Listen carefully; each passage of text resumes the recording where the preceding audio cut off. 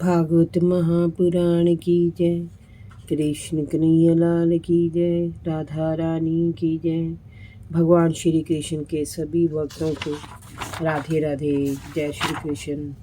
आज मैं आपको सुनाऊंगी भागवत महापुराण में एकादश स्कंद में पहला अध्याय। यदुवंश को ऋषियों का शाप देना।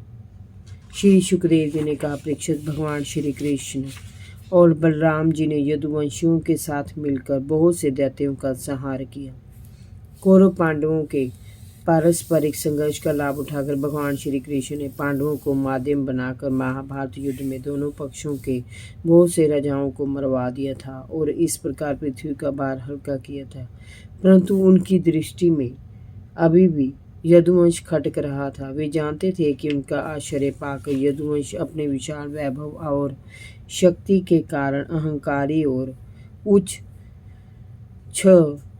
खल हो रहा था।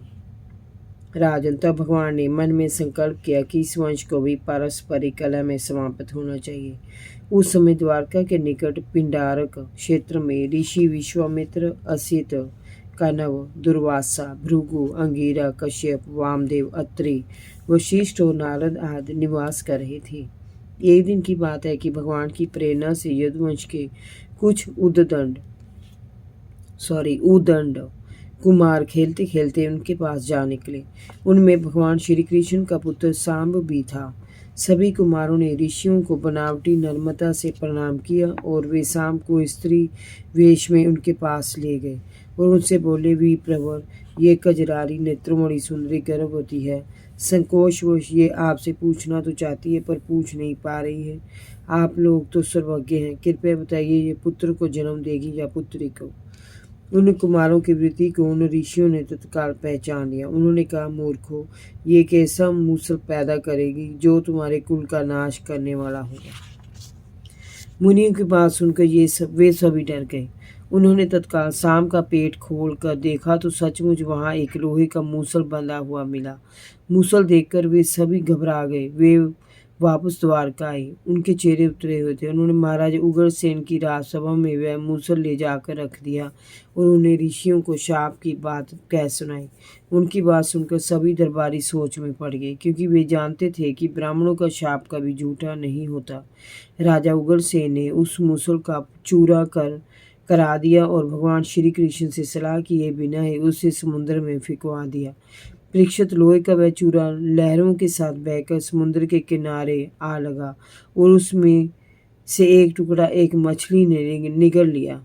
कुछ ही दिनों में वह चूरा एक एरक नाम की घास के रूप में समुद्र के किनारे उग आया।